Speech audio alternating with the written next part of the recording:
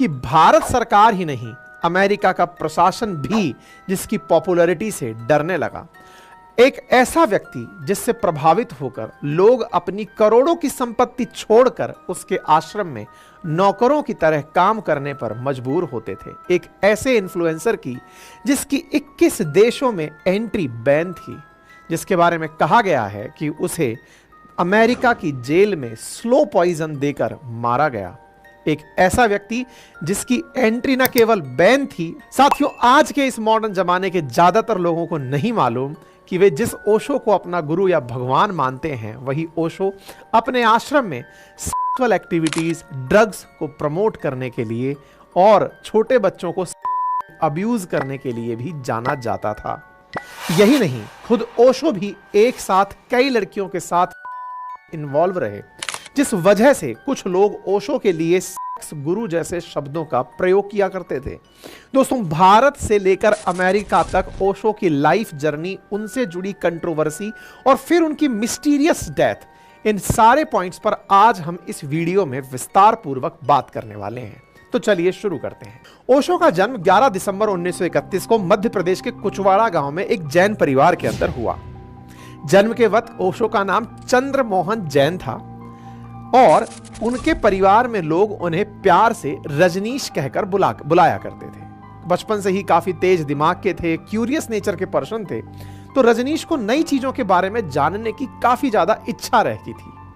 इसके अलावा रजनीश के ऊपर उनकी दादी का भी काफी ज्यादा इन्फ्लुएंस था, जिसकी वजह से वे अक्सर धार्मिक कुरीतियों के बिल्कुल अपोजिट जाकर काम किया करते थे। समाज में मौजूद अंधविश्वास को लेकर वो उन्हें गलत ठहराते और अपनी तरफ से आर्ग्यूमेंट रखा करते थे। समय बीतता गया। मध्य प्रदेश में ही रहते हुए रजनीश ने पहले अपनी स्कूलिंग की और 1955 उन्होंने अपनी बीए की पढ़ाई कंप्लीट की।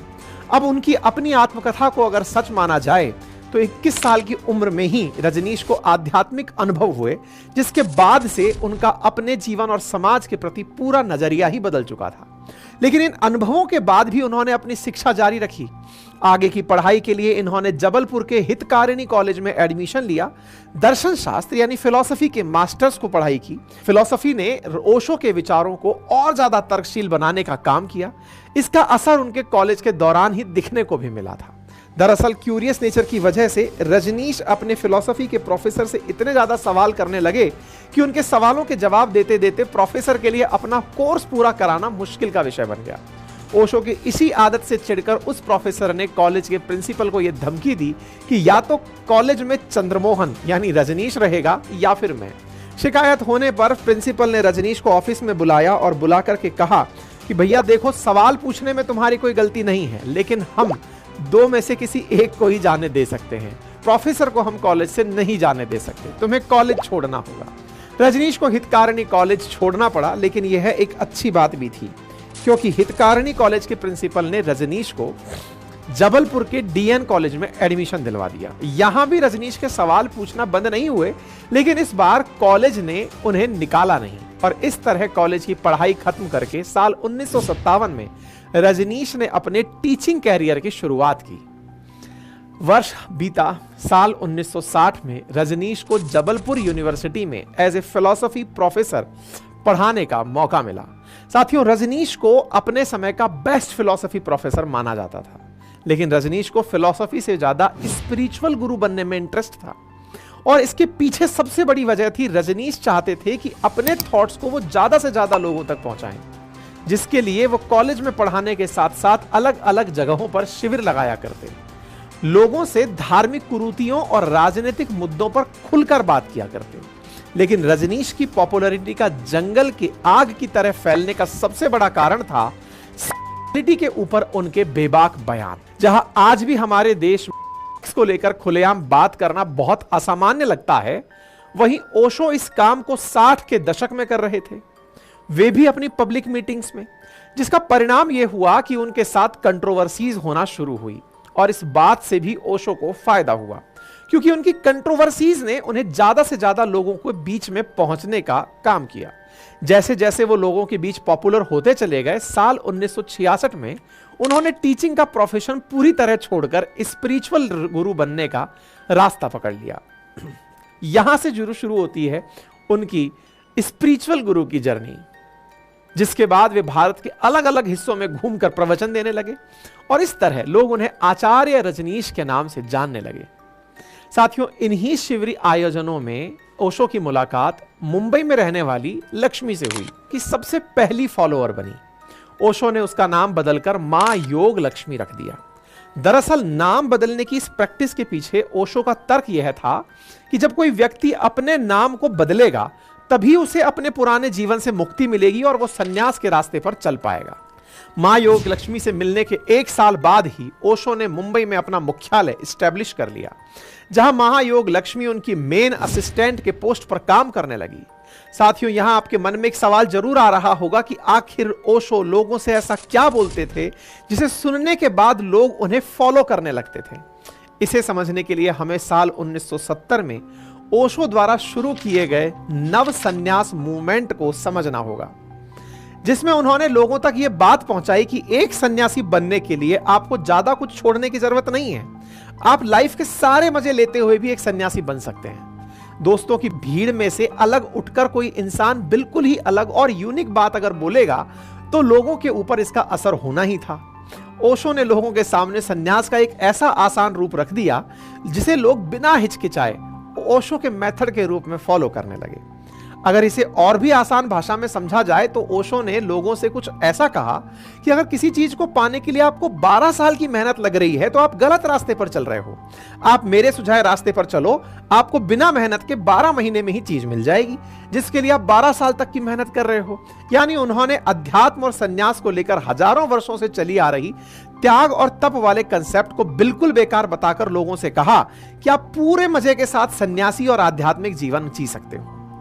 फिर क्या था, आसान रास्ता भला किसको पसंद नहीं होता, जिसका नतीजा यह हुआ कि देखते ही देखते छोटे से लेकर बड़े लोग भी ओशो के फॉलोअर बन गए, जिनमें से एक बड़ा नाम था बॉलीवुड सेलिब्रिटी विनोद खन्ना का।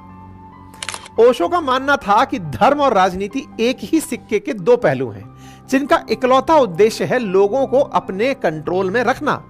ओशो अपने फॉलोअर्स को प्रवचन देते थे कि उन्हें पुरानी कुरीतियों वाले धर्म को फॉलो करने की बजाय अपनी लाइफ को खुलकर जीना चाहिए।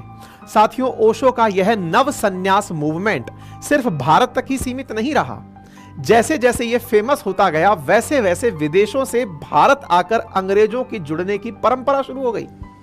इन्हीं में से एक थी क्रिस्टीना वुल्फ, जिसे ओशो ने मां योग विवेक नाम दिया, जिसे आगे चलकर मां प्रेम निर्वाणों के नाम से भी जाना गया। मां प्रेम निर्वाणों ओशो की पर्सनल असिस्टेंट का काम करती थी। समय बीतता चला गया। साल 1972 आने तक ओशो इतने ज्यादा मशहूर हो चुके थे कि विदेशों से बहुत सारे लोग ओशो से मिलने आया करते थे और अब कुछ लोग आचार्य रजनीश को भगवान रजनीश कहकर भी पुकारने लगे थे।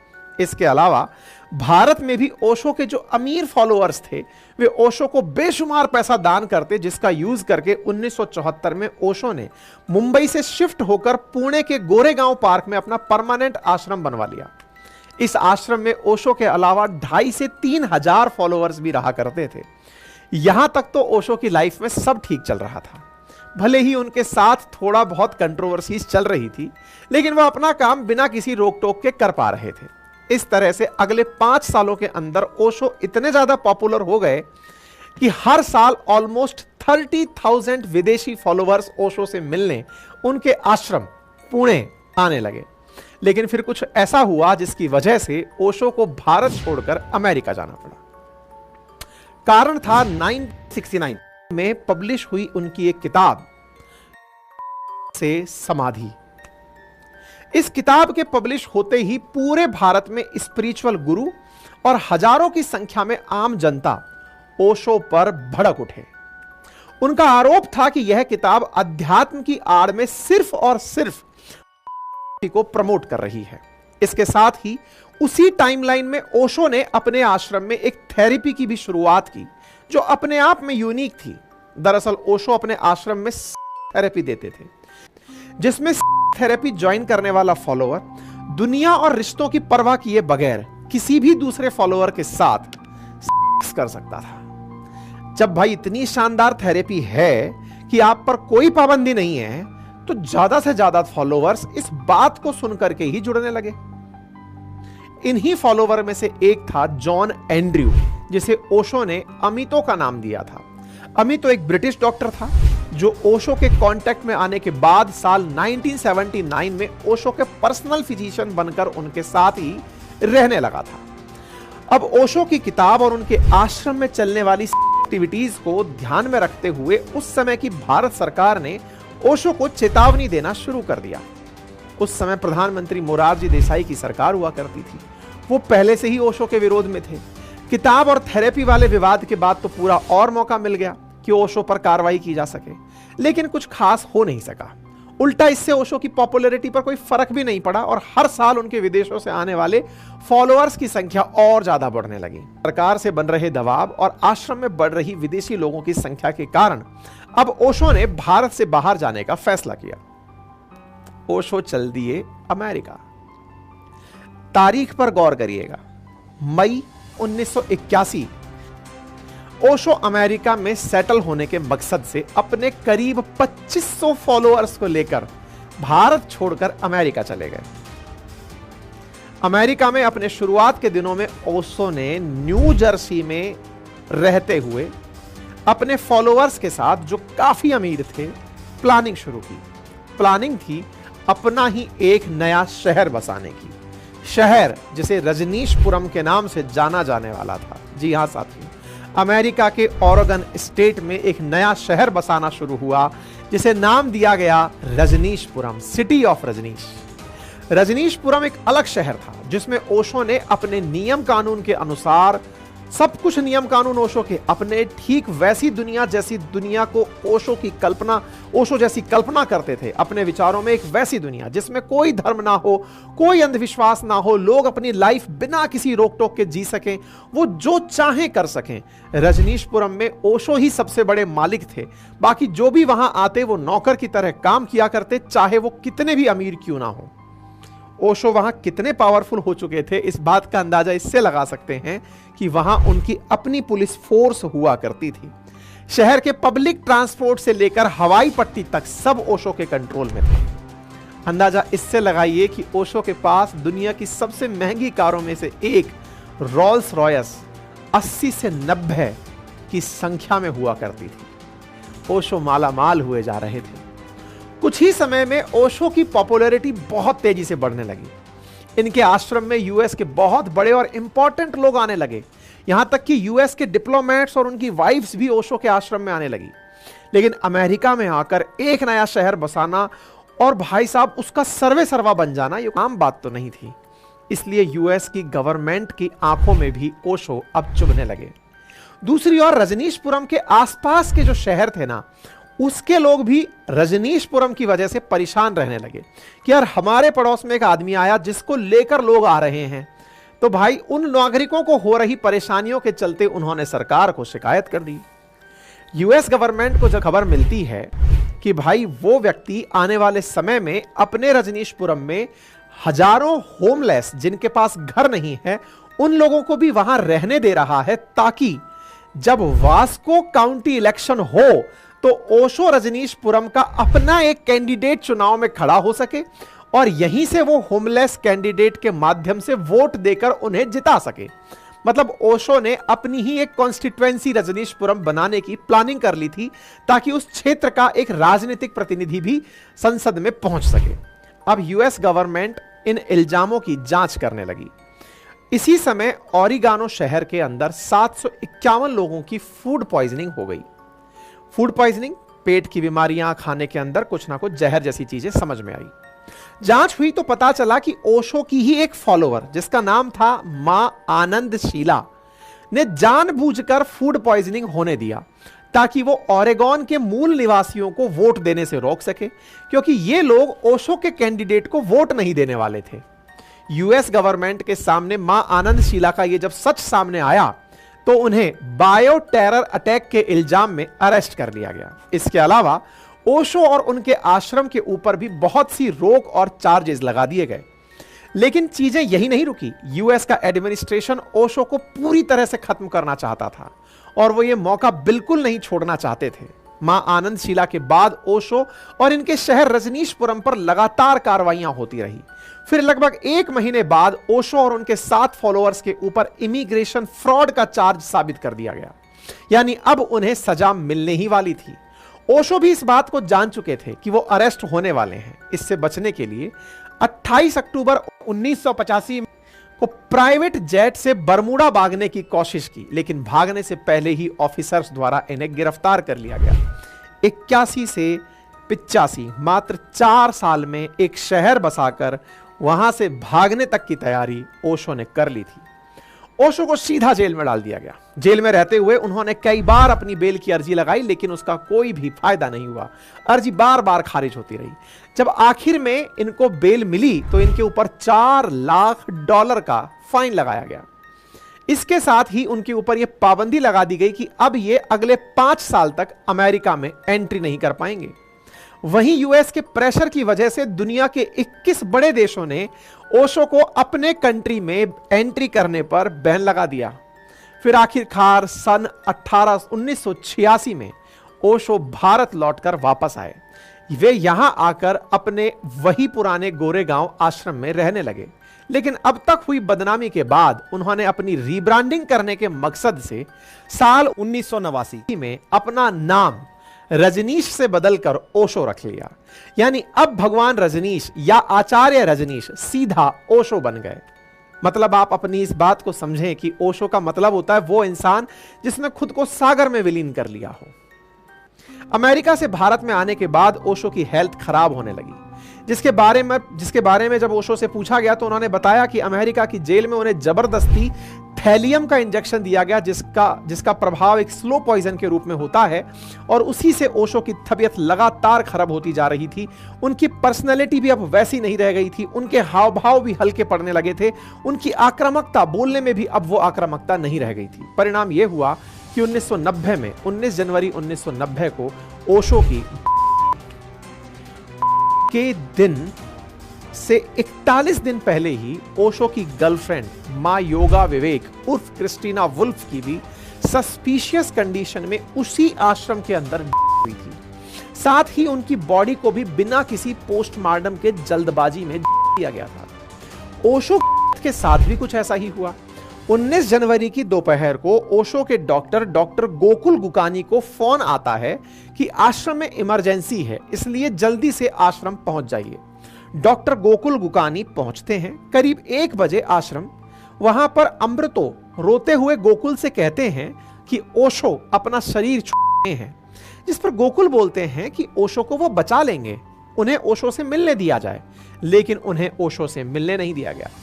3 घंटे बीत जाते हैं। फिर आश्रम में लगभग 5 बजे अमृतो उन्हें कमरे में आकर कहते हैं कि ओशो ने कुछ देर पहले ही त्याग दिए हैं। अब आपको इनका सर्टिफिकेट बनाना है और सर्टिफिकेट में की वजह कोई बीमारी बतानी है कि हार्ट की वजह से कोई बीमारी है जिसकी वजह से ये। इन सारी बातों का मतलब था कि किसी के सवाल उठाने पर ओशो को पोस्टमार्टम करने की स्थिति में ना जाने दिया जाए। इसके अलावा कमरे में मौजूद ओशो के करीब स्वामी जयेश और अमितो ये कहते हैं कि ओशो ने उन्हें चुना है ताकि वे आश्रम के काम को आगे लेकर जा सकें। जिसे सुनने के बाद डॉक्टर गोकुल के मन में कई सवाल उठे, जैसे कि आश्रम में पहले से कई डॉक्टर मौजूद थे, तो फिर उन्हें ही सर्टिफिकेट के लिए क्यों बुलाया गया। नंबर 1, जब ओशो के हर एक छोटे से मूवमेंट का वीडियो रिकॉर्ड होता था, तो फिर आखिर जब ओशो अपना अंतिम समय बिता रहे थे, उस समय कोई वीडियो या ऑडियो रिकॉर्डिंग क्यों नहीं हुई।